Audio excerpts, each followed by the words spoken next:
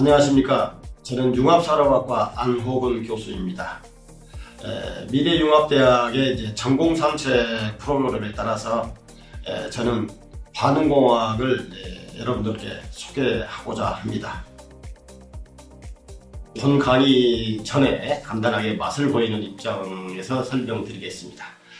자, 원래 이제 화학 공장에서는 많은 이제 반응들이 일어나고 있어요. 그래서 그 반응들은 일반적으로 이제 균일계 반응, 또 불균일계 반응 이런 식으로 나누는데 반응공학에서는 그 두 개 반응에 대한 반응 속도 개념을 공부를 하고 또 거기에 사용하고 있는 각종 반응기들의 특성 이러한 것들을 이제 공부합니다. 그래서 그것들을 이제 공부하다 보면 반응기를 설계를 할 수가 있고 또 응용을 할 수가 있게 됩니다. 그래서 여러분들이 졸업 후에 직접 현장에 적용할 수 있도록 하고자 하는 것입니다. 자, 교과서는 참고하시면 됩니다. 다음으로 넘어가겠습니다. 자, 제가 지금 이제 전공산책에서 강의할 그 내용입니다. 그래서 챕터는 5개로 구성이 되어 있고요. 이 순차별로 소개를 하도록 하겠습니다. 자, 먼저 제1장 몰 수지식입니다. 자, 몰 수지식은 가장 화학 반응공학에서 가장 간단한 내용에 해당이 됩니다. 그래서 먼저 여러분들이 이제 화학 반응공학을 공부하는 그 이유, 다시 말해서 화공 기술자가 다른 어떤 기술자들하고의 차이점, 이것을 간단하게 설명하고자 합니다. 자, 기계공학이나 다른 공학자들이 배우지 않는 내용인데요. 여기서는 화학 반응 속도론을 다루게 됩니다. 그래서 각종 화학 반응기에서 나타나는 속도론 또는 메커니즘 이런 것들을 공부하는 학문이다라고 생각하시면 되고요. 자, 그렇게 함으로써 반응 속도론하고 다음에 나옵니다만은 각종 반응기들을 설계하는데 도움이 이제 되는 그런 공부를 하게 되고요. 결과적으로 화학 제품을 생산하는데 필요한 반응기를 설계하는 그런 지식을 강의하게 됩니다. 자, 몰 수지식에 대한 건데요. 우리가 이제 몰 수지식 반응공학을 공부하는 이유 중에 하나는 우리가 이제 화학 공정을 돌려서 경제성을 살려야 되지 않겠습니까? 그래서 경제성의 성공 여부는 결국은 반응계를 선택을 해야 되는 것이 상당히 중요합니다. 그래서 효율적인 반응계를 선택을 해야지만이 우리가 원하지 않는 생성물을 적게 하고 원하는 생성물을 많이 만들게 됩니다. 그렇게 함으로써 원하는 생성물을 정제, 분리하는 공정에 있어서 경제성이 살아나게 된다. 그런 얘기가 되겠습니다. 그 외에 이제 반응공학은 폐기물처리라든지 마이크로 전자공학, 나노 입자와 같은 각종 분야에 응용될 수가 있는 학문입니다. 자, 몰 수지식 이 장에서는 이제 아까도 말씀드렸습니다만 각종 반응기들이 나오는데 가장 일반적인 4가지 형태의 반응기를 우리가 다루게 됩니다. 그래서 몰 수지식을 이 4개의 형태의 반응기에 적용을 해서 그 반응기에 맞는 그런 설계 방정식을 이제 유도를 하게 되는데요. 반응 속도하고 반응의 설계 이런 데 영향을 미치는 어떤 조건들을 이제 다뤄가면서 거기에 미치는 영향들을 이제 영향에 따라서 반응이 설계를 하게 됩니다. 그래서 가장 먼저 우리가 그 화학 반응에서는 하나의 반응물만 존재하는 게 아니고 여러 개의 반응물이 존재하게 되는데 그걸 이제 화학종이라고 이야기할 수가 있습니다. 그래서 개별 화학종에 대한 몰 수지, 총괄 몰 수지식, 그다음에 이제 그 유입과 유출, 축적 이런 것들을 생각을 해가지고 일반적인 몰 수지식을 이제 세우게 됩니다. 요약하자면은 여기에서는 가장 일반적인 몰 수지식을 세운 다음에 반응의 특성에 맞는 몰 수지식을 세운다 이거가 되겠습니다. 자, 그 다음에 이제 반응 속도 -RA라고 합니다만은 이거를 정의를 하고 그 반응기 특성에 맞는 설계 방정식을 유도하게 됩니다. 자, 1장에서 다루는 그 용어들이 몇 가지가 있습니다. 다음에 이제 본 강의에서도 이야기를 할 겁니다만은 화학종이라는 게 있습니다. 화학종은 주어진 동일성을 가지고 있는 어떤 화학 성분 또는 원소를 말합니다. 자, 동일성이라는 말은 아이덴티티라고 이야기를 합니다. 여러분들이 혹시 영화에 본 아이덴티티라는 영화 보셨는지 모르겠지만 거기에 나오는 아이덴티티를 말합니다. 자, 그 다음에 이제 이성질체라는 말이 나오는데, 이성질체는 분자식이 같더라도 어떤 그 배치라든지 이제 컨포메이션이라고 그러는데요. 그런 것들이 달라지기 때문에 성질이 달라지는 것을 말합니다. 여기는 구조 이성질체, 입체 이성질체로 나뉩니다. 자, 그러면 우리가 이제 반응공학에서 알아야 할 것이 이제 화학 반응이란 게 뭐냐? 간단하게 이야기하면 그렇습니다. 화학 종이 이제 어떤 동일성이 있는데 그 동일성을 상실해버리면 화학 반응이 일어났다라고 이야기를 합니다. 자, 그래서 동일성을 상실해서 그 화합물에 포함된 원자의 종류, 개수 이런 것들이 변한다든지, 또는 아까 이성질체에서 이야기했습니다만 원자들의 구조, 배의 형상 이런 것들이 변함으로써 그 동일성을 잃어버리게 되는 것을 화학 반응이라고 이야기합니다. 자, 그 다음에 이제 균일 반응과 불균일 반응이 있습니다. 자, 균일 반응은 반응하는 물질들이 같은 상일 때, 기체면 기체, 고체면 고체일 때 같은 상에서 일어날 때 그걸 균일 반응이라고 이야기를 하고, 불균일 반응은 반응물들 간의 상이 다른 겁니다. 고체하고 기체하고 반응을 한다든지 그런 경우입니다. 그래서 여기는 이제 반응 속도를 아까는 마이너스 RA라고 이야기했는데 여기에서는 마이너스 RA 프라임 다시라고 표현을 합니다. 자, 그 다음에 이제 일반적인 몰 수지식을 이제 유도를 하게 되는데요. 상당히 여러분들이 이제 전공산 측에서는 좀 다르게 딱딱한 내용이지만은 그래도 여러분들이 간단하게 알아둬야 될 것 같아서 설명드리겠습니다. 자, 몰 수지라는 것은 여러분들이 잘 알고 있는 밸런스입니다. 우리가 그 돈 경제성을 이야기할 때도 수지가 맞나 안 맞나 이야기를 하죠. 그래서 그런 수지를 이야기를 할 때는 항상 경계, 여기 이제 제가 손으로 써놨습니다만 바운더리라는 게 있습니다. 좀 찌그러진 사과 모양 같은데요. 바운더리 그 경계선을 중심으로 해서 왼쪽에서 들어가고 오른쪽으로 나가는데 그 바운더리로 표현된 그 안에 있는 것을 대상 부피라고 이야기를 합니다. 그래서 경계로 규정 지어진 부피를 대상 부피라고 하고요. 그림 1-3과 같이 이제 표현을 합니다. 자, 그러면은 임의의 시간에서, 그러니까 바운더리로 경계 지어진 그 안을 반응기라고 생각하시면 됩니다.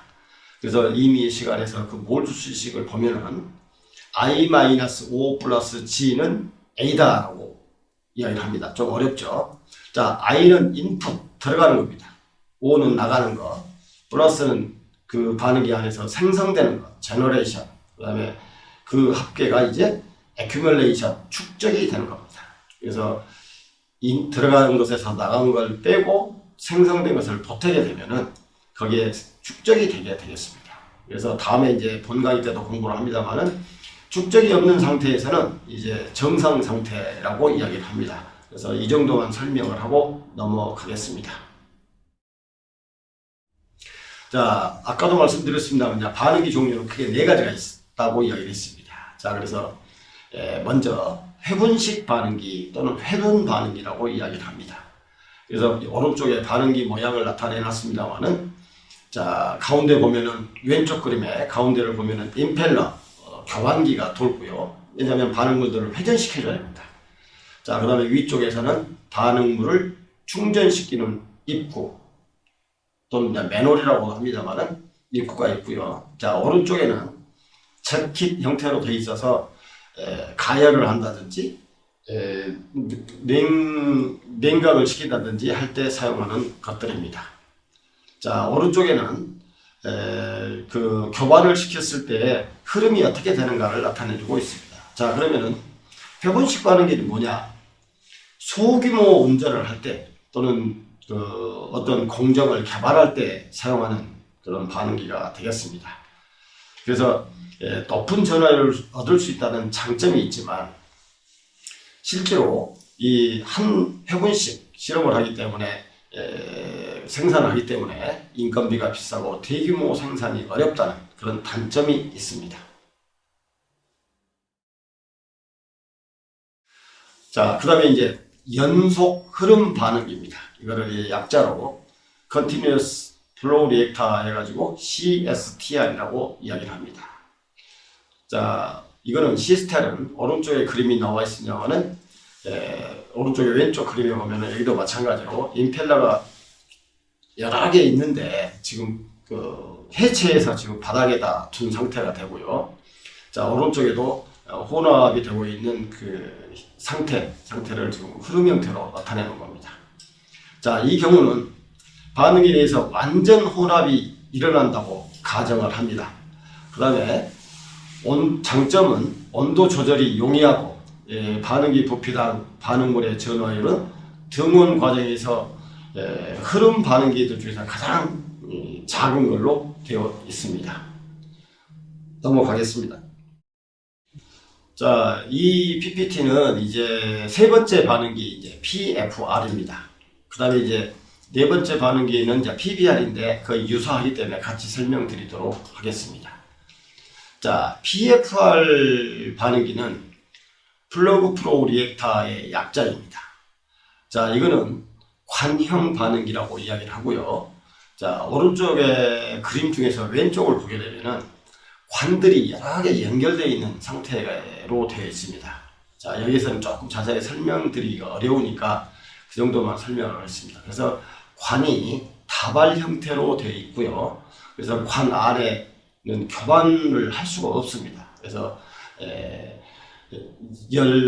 온도를 가열할 때는 외벽을 통해서 가열을 한다든지 냉각을 합니다. 자, 그래서 흐름 반응기 중에서 반응기 부피당 전화율이 가장 높은 그런 형태가 되겠습니다. 자, 단점이 있습니다. 반응기 내에 온도 조절이 어렵고 만약에 그 반응이 발열 반응일 때에는 국소 고온점, 핫스팟 현상이 생길 수가 있다, 이런 얘기가 되겠습니다. 그래서 어느 부위에 발열이 일어나 가지고 온도가 상승하는 그런 현상이 됩니다. 자, 오른쪽 그림 중에서 오른쪽을 보면은 실제로 산업 현장에서 사용되는 그 관형 반응기의 사진을 나타내고 있습니다. 자, 그 다음에 이제 PBR은 패키드 베드 리액터 이야기해가지고 이렇게 해서 충전층 반응입니다. 다시 말해서 촉매가 채워진 반응기다라고 생각하시면 되고요. 좀 전에 이야기했던 그림의 그 관 안에 촉매 입자가 채워져 있다고 생각하시면 됩니다. 자, 그러면 우선 여러 가지 이제 반응기들을 쭉 설명을 드렸는데 액상 반응과 기상 반응에는 어떤 반응기들이 사용되는가? 자, 액상 반응에는 주로 배치 리액터, 아까 회분식 반응기 CSTR, 세미 배치, 반회분식 반응기입니다.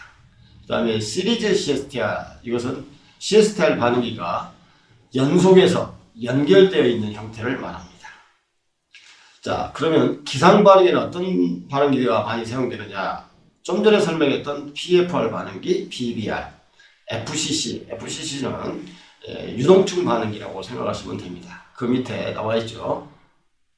Fluidized Catalytic Cracking이라는 약자입니다. 그래서 유동층 반응기라고 생각하시면 되겠습니다. 자, 그러면은 오른쪽 밑에 그림을 보시면은 플러그 흐름 반응기 PFR입니다. 그것에 대한 흐름을 간단하게 설명을 해놓고 있습니다. 다음에 이제 본 강의 때 다시 자세히 말씀드리겠습니다만은 플러그 흐름이라는 것은 이제 마개처럼 흘러간다, 그런 얘기입니다. 그 특징은 반경 방향의 유량 변화가 없고 또 농도 변화도 없고 온도 변화가 없다, 이겁니다. 그래서 관 왼쪽으로 반응물이 들어가고 오른쪽으로 반응물이 나가는, 생성물이 나가는 그런 형태가 되겠습니다. 아까 이 앞 페이지에서 말씀드린 이제 충전층 반응기에 대한 그 그림을 가져왔습니다. 자, 오른쪽에 그 그림을 보시면은 조금 그 색이 좀 다릅니다만은 촉매관이 있고요. 그 다음에 냉매가 흘러가는 관이 따로 있습니다. 자, 그러면은 아래쪽에서 공급 기체, 그러니까 우리가 반응시켜야 할 물질들, 반응물들이 아래쪽에서 위로 올라갑니다. 그러면은 촉매층을 통과해서 반응이 일어나고 생성물과 반응하지 않는 물질들이 위쪽으로 올라가게 됩니다.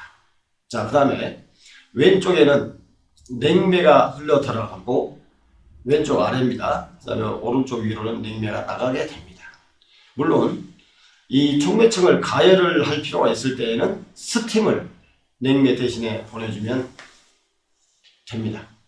그 다음에 냉매층 방해판이라는 것은 냉매가 촉매가 채워진 관하고 잘 접촉이 되도록 해주는 판이라고 생각하시면 되고요. 이거는 이제 베풀이라고도 이야기를 합니다. 자, 이 PPT는 이제 제가 좀 전에 설명했던 네 종류의 반응기 사진입니다. 실제적으로 이제 공업적으로 사용되는 반응기예요. 그래서 여러분들이 나중에 이제 본 강의를 들으실 때 교과서를 구입하시면 CD-ROM이 붙어 나옵니다. 거기에 보시면은 더 많은 자료들이 있습니다만은 제가 몇 개만 지금 네 종류에 대해서 한 개씩만 이렇게 가져온 겁니다. 그래서 왼쪽에 배치되었다. 회분식 반응기, 그 다음에 CSTR, 연속 교반 흐름 반응기, 그 다음에 PFR, 관형 반응기입니다. 그 다음에 오른쪽 밑에는 PBR, 패키드 배터리 액타 충전층 반응기가 되겠습니다. 자, 이 PPT는 이제 공업용 반응기 예입니다. 좀 전에 했던 네 가지 종류 외에도 이런 반응기들이 있다라고 이제 보여드리고자 가져온 겁니다. 그래서 아까 나왔던 얘기입니다. 반회분 반응기. 반응물 하나는 탱크에다 넣어놓고 반응물 하나 B를 계속 연속적으로 회전시켜서 집어넣는 그런 형태가 되고요.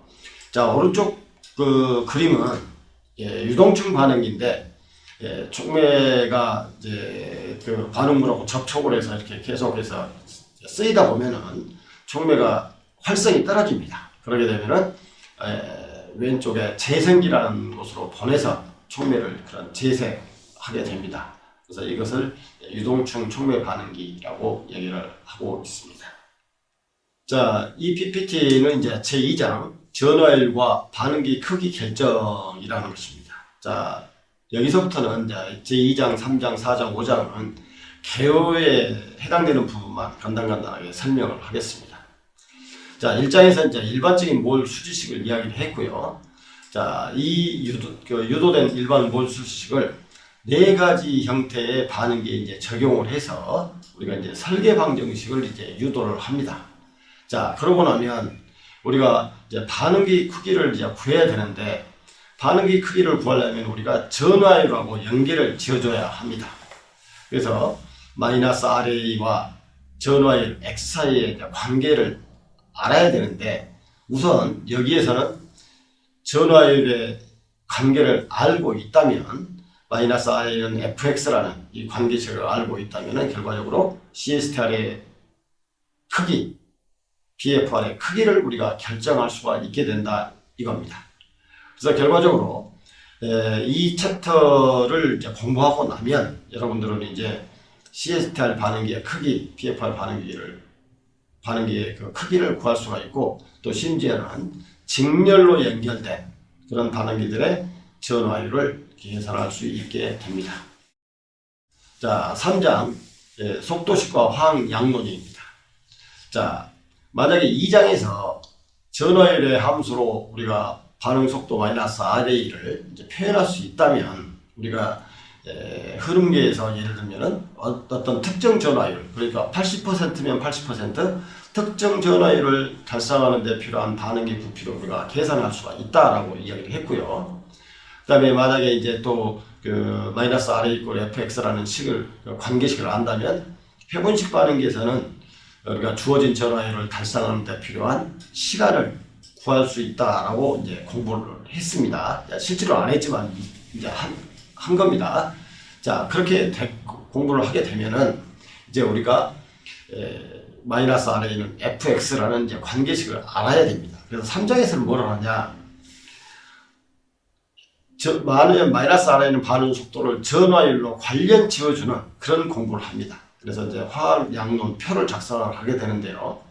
자, 그래서 반응 속도와 전화율하고 사이를 관계짓기 위해서는 이제 두 단계로 진행을 합니다. 자, 첫 번째에서는 반응 속도 법칙을 공부합니다.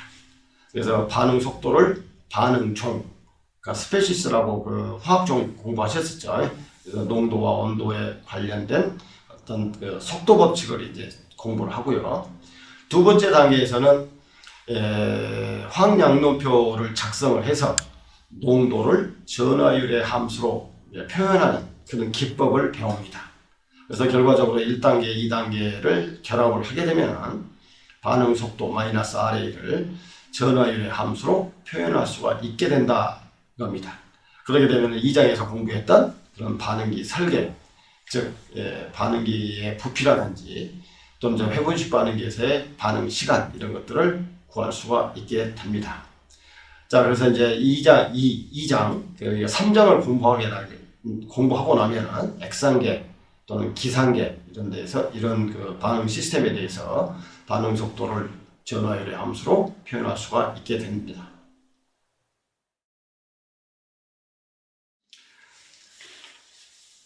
자, 이제 제 4장 등원 반응기의 설계입니다. 자, 등원 반응기라는 건 뭐냐면은 반응이 진행이 됨에 따라서 그 반응 온도가 변하지 않고 일정하다, 그런 반응기를 등원 반응기라고 이야기합니다. 자, 그래서 이제 등원 반응기를 설계를 해보는데요. 자, 4장에서는 앞에서 배웠던 1장, 2장, 3장이 있죠. 그 세 장의 모든 그 배웠던 내용들을 전부 종합을 해서 반응기를 이제 설계를 하게 됩니다. 자, 여기에서는 이제 어떤 그 반응기 설계를 하느냐, 일종의 하나의 화학 공장을 하나 설계를 해봅니다. 아주 간단한 공장인데요.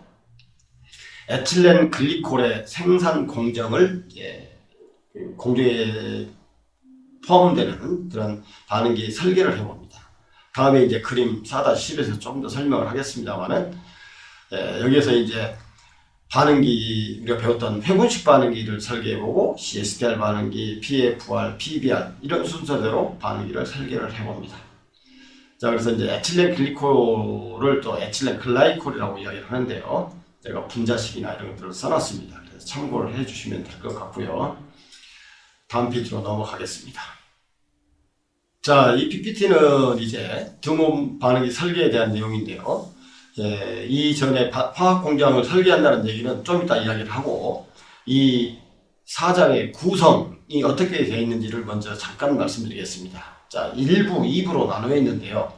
1부는 아까 이야기했던 전화율의 항으로 농도를 표시하는 그런 형태로 이제 해서, 다시 말하자면 몰 수지식을 전화율의 항으로 표현하는 것이 있고요. 그 다음에 농도를 그냥 농도와 몰 유량으로 몰 수식을 나타내는 그게 있습니다. 다시 말하면은 몰 수지식을 전화율로 나타내는 방법이 있고 농도와 몰 유량으로 나타내는 방법이 있는데, 일부에서는 전화율의 항으로 나타내는 몰 수지식을 다루고요. 그 다음에 두 번째 2부에서는 농도와 몰 유량으로 몰 수지식을 다루는 것을 공부를 합니다. 자, 이거는 왜 그렇게 공부를 하냐? 저기 가운데 이제 제2부에서는 멤브레인 반응기, 박 반응기입니다. 그 다음에 CSTR 운전 개시, 다양한 그 어떤 특징적인 형태의 상태가 있습니다. 반응기도 있고요. 그런 경우에는 몰 유량과 농도를 변수로 사용하는 그러한 몰 수식을 이용하는 것이 훨씬 더 편합니다. 자, 다음에 여러분들 공부를 안 합니다만은 제 6장에서 복합 반응에서도 이와 같은 몰 수식을 이용하는 것이 훨씬 더 편리합니다. 자, 그러면 아까 이야기했던 화학 공장으로 다시 돌아갑니다. 자, 세 개의 그 반응기를 이제 설계를 하는데요. 자, 에탄으로부터 에틸렌을 만들고, 에틸렌으로부터 에틸렌 옥사이드를 만들고요. 그 다음에 에틸렌 옥사이드에서 에틸렌 글리콜을 만드는 이 세 개의 반응기를 이제 설계를 합니다. 자, 그 다음에 이제 배치 실험 데이터를 이용을 해가지고 우리가 어떻게 속도식을 또 해석하는가에 대한 것도 간단하게 공부를 합니다. 자, 이거 4장에 이제 전반부에 나오는 그 공정들을 이제 아까 말한 세 개의 공정이 나오는데요. 반응기 설계하는 공정이 나오는데 그에 대한 내용은 다음 페이지에 나옵니다. 자, 조금 복잡하게 느끼실지 모르지만 간단하게 설명드리겠습니다. 자, 맨 왼쪽 위에 보면은 제가 빨간 줄로 쳐놨는데 에탄입니다. 에탄이 PFR 반응기로 들어갑니다. 자, 볼륨이 81pt의 3승이라고 되어 있는 그 반응입니다. 거의 관형 반응입니다. 자, 관형 반응기에서 수소가 빠져나오면서 에틸렌이 됩니다. 자, 그 에틸렌은 흡수탑을 통과해가지고, 자, 오른쪽 밑으로 내려오면은 3번이 있습니다. 3번에 이제 에틸렌이 만들어져서, 그 에틸렌이 이제 에틸렌 옥사이드로 하는 반응인데요. 그거는 촉매 반응기를 설계하는 겁니다. 그래서 에틸렌하고 산소하고 반응을 해서 에틸렌 글리콜이 만들어집니다. 자, 거기서 만들어진 그 생성물 에틸렌 글리콜은 5번 분리기를 통해서 6번을 통과해서 흡수기를 통과해서 C2H4O EAQ라는 이건 빨간 줄로 그어져 있죠. 그걸 통과해서 반응물로 작용을 합니다. 자, 그러면은 맨 오른쪽 밑에 둥그런 통이 하나 있는데요. 그거는 CSTR 반응기입니다. 자, 그래서 7번으로 에틸렌 옥사이드가 들어가고 8번으로 거기에 사용되는 촉매입니다. 황산 촉매가 8번으로 들어가서 반응을 일으키게 되는데 그게 바로 CSTR 반응기입니다. 자, CSTR 반응기에서 나오는 거는 이제 에틸렌 글리콜 EG입니다. 그래서 연간 2억 파운드의 에틸렌 글리콜을 만드는 공장을 이제 설계해보는 그런 과정이 되겠습니다. 자, 이제 마지막 제5장입니다. 자, 속도 자료의 수집 및 해석입니다.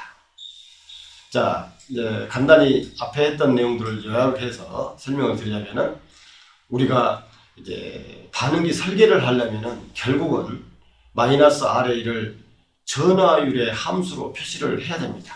그러면은 속도식의 반응 속도 상수라든지 반응 차수라든지 이런 것들이 구해져야 됩니다. 자, 그러면 논문을 찾는다든지 어떤 자료를 찾아서 그런 데이터를 찾아내면 좋은데 그러지 못할 경우가 있습니다. 그럴 경우에는 실제로 실험을 해서 데이터를 수집을 해가지고 해석을 해야 할 필요가 있습니다.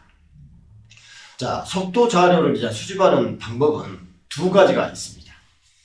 자, 한 가지는 회분식 반응기에서 시간에 따른 농도 변화를 측정하는 것이고, 다른 하나의 방법은 미분 반응기, 이거는 이제 촉매 반응기에 해당이 됩니다만은 미분 반응기에서 농도를 측정하는 그런 방법이 있습니다.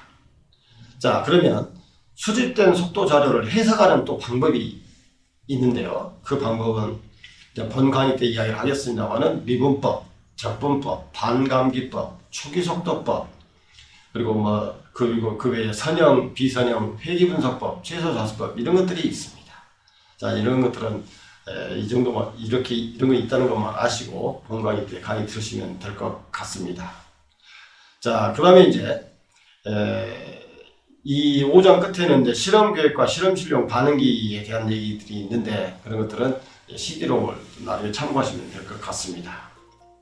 자, 이상으로 전공산책의 프로그램에 따라서 반응공학에 관련된 기본적인 얘기들을 쭉 이야기를 했습니다. 조금 도움이 되고 다음에 이제 다음 본 강의를 들을 만한 어떤 마음이 생겼으면 좋겠습니다. 자, 본 강의 때 만납시다. 수고하셨습니다.